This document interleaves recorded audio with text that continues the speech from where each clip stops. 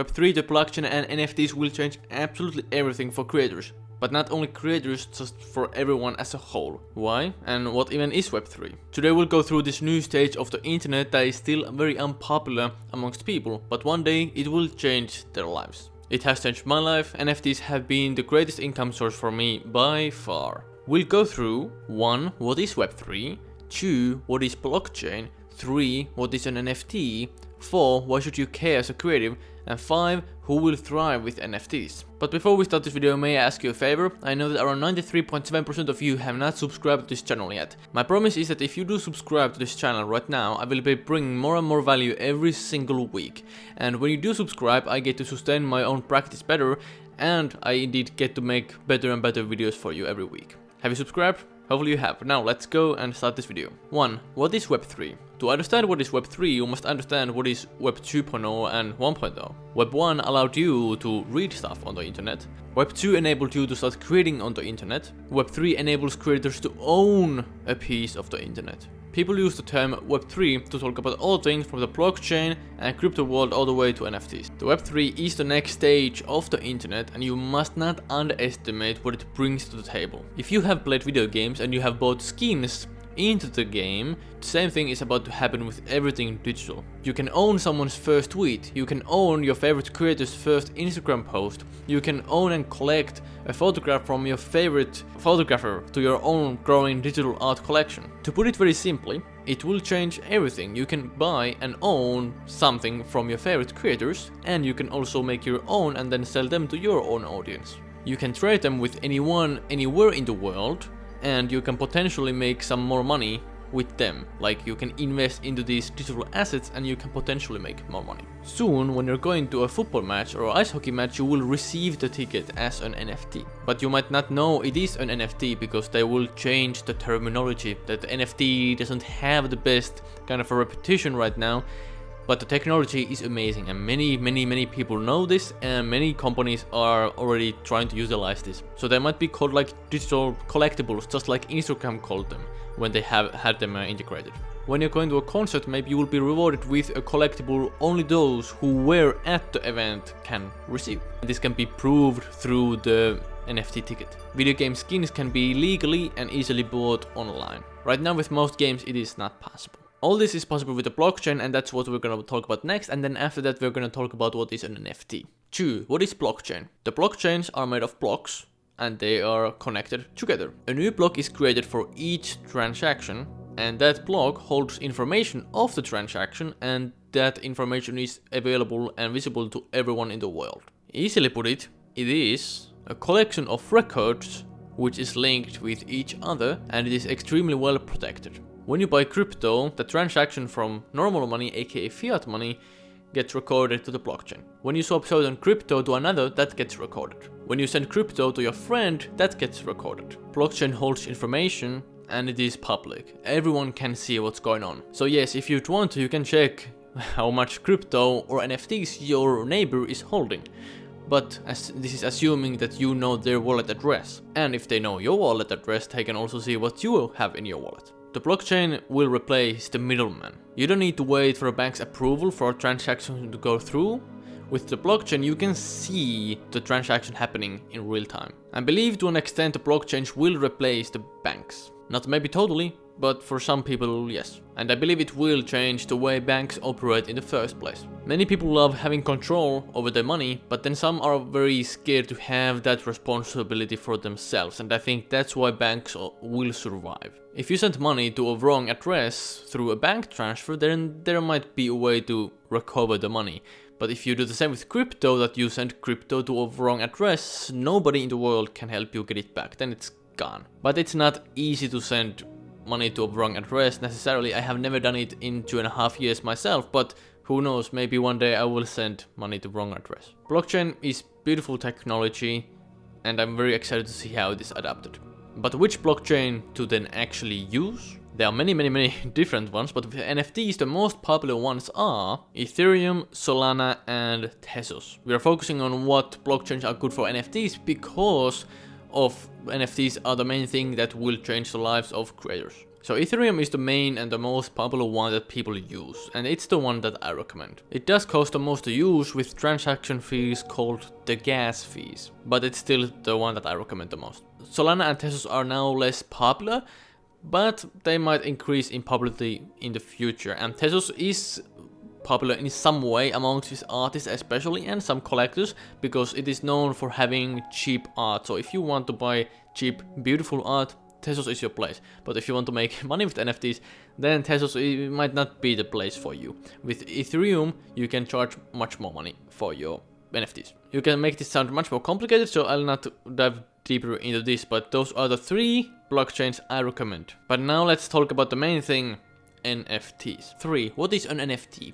The word NFT comes from non-fungible token, and it simply means non-replaceable. That there is only one token like that in the entire world, the same way that there's only one original Mona Lisa. Only one can own the original piece. What would be fungible, aka replaceable thing?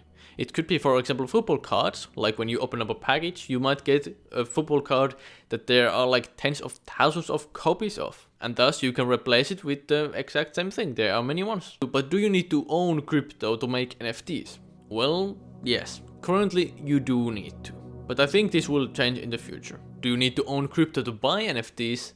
No. You just need to have a crypto wallet, which will serve as this wallet where you can store NFTs and all of your crypto as well. And you can make one for free. I recommend MetaMask, it's the one I use and it's the one that many others use. And again, it's free. I have linked it down below so you can go and make your own one.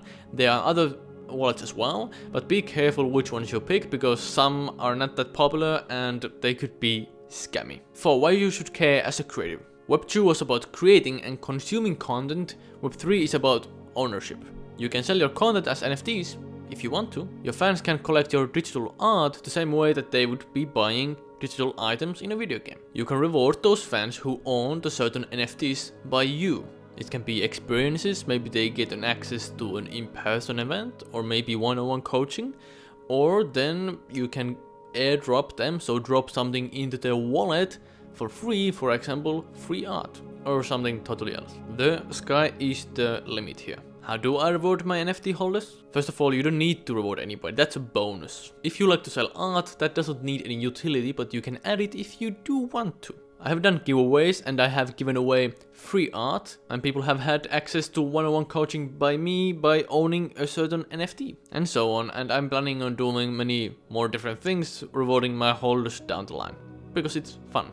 It makes them happy and it makes me happy. And because then more people will want to own my NFTs too, of course. Should you start selling your NFTs right now in 2023 November? It depends. It's not easy now like it kind of was in 2021 autumn, but now I would say go ahead and start learning and maybe start already connecting, making your network, getting to know other people in NFTs, because when things take off, because they could take off very soon, then you are ready to take advantage of this next bull run. But the mass adoption of NFTs will not be here yet very soon, because the technology just needs to evolve further.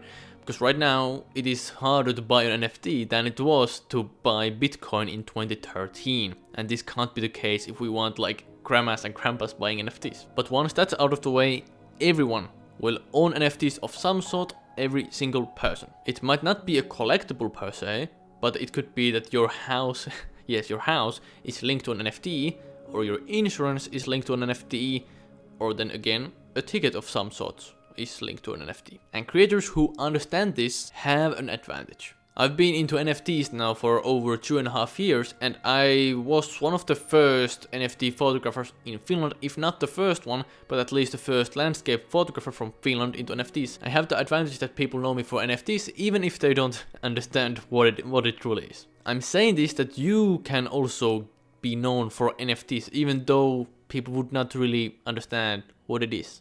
But when they do understand it, then you will thrive. The potential of NFTs and the blockchain. NFTs will change the way we verify things, and the blockchain will change the way we do transactions. Like mentioned earlier, one day you will own an NFT of your house to prove it's yours. No need for massive paperwork and middlemen. One day most people will be using cryptocurrency instead of the government issued currency. that won't be as big of a thing then anymore. Nobody can stop cryptocurrencies from getting leverage. And that leads us to crypto versus the governments.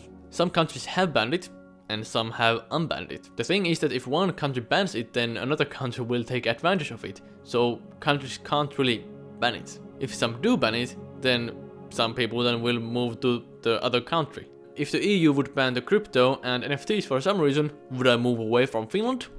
I most likely would for the time being. Many would do the same who are into crypto and NFTs, and then one day EU will change their policies when they notice that they are missing out on a lot of stuff. Some governments and powerful people are afraid of Web3 and the cryptocurrencies because it takes power away from them to the hands of people. And when you have power, you don't want to give it away. Dubai is currently the leading city of crypto. They have realized the amount of potential that there is for that, and even the government is involved with some crypto stuff. For example, in a project that I'm also invested in, not financial advice in any way, but a project called 2117 is a project where the government of the UAE is actually part in some way. It will be interesting to see which countries will embrace NFTs and crypto, and then which ones will try to restrict it. My guess is that EU will be the most strict with the legislation. Poorer countries are more pro-crypto because it helps their own financial situation much more. We can see this with El Salvador, for example. Their Bitcoin was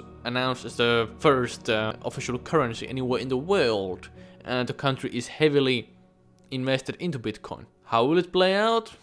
Time will tell, but I do think it is very cool to see some countries like pushing and being more involved in the crypto world. What about the environmental impact of NFTs, the blockchain and crypto? This is something that many people worried about in 2021, which was a larger issue back then. But now the proof of work system in Ethereum is no more, it is changed to proof of stake system. And through this update, the carbon footprint was reduced by 99.99%.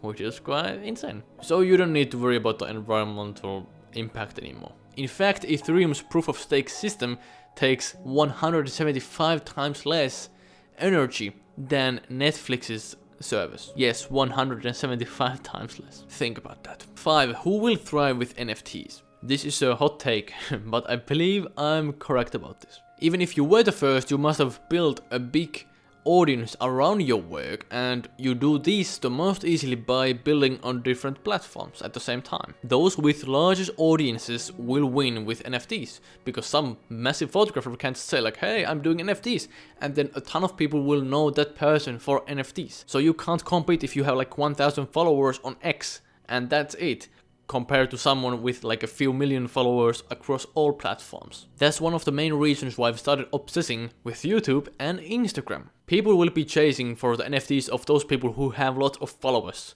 That's the thing. They will not care as much about a photographer or an artist who has like 1,000 followers. Sure, some people will be collecting NFTs that were created early on, because that would be rare and a very cool thing. But that's a very few people compared to the masses. Now you might say, Hugo, building on many platforms is very difficult, I don't have the time to do it. But you might actually have the time to do it. It's not that difficult when you have a system. You need to have systems to produce a mass amount of content. And this is my system, and this can change down the line, so if you're watching this in a few years, this might have changed. So first of all, everything around my content surrounds my newsletter I write every single week, and then I use that newsletter as a script for this video. So now I am literally just speaking the newsletter out loud to you. And then I put this exact same video as a podcast that people can consume it also that way. And then I break that newsletter into smaller pieces of content, tweets and Instagram videos. And then those Instagram videos I put to also TikTok and YouTube Shorts,